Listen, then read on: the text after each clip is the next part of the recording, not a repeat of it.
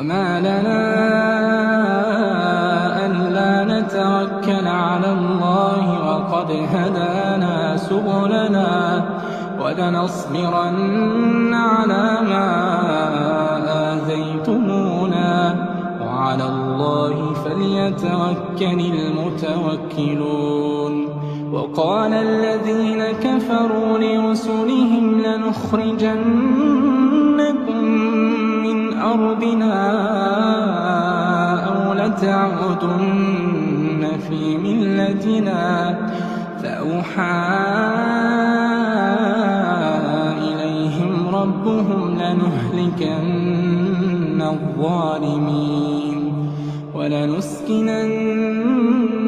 الأرض من بعدهم ذلك لمن خاف مقامي وخاف وعيد.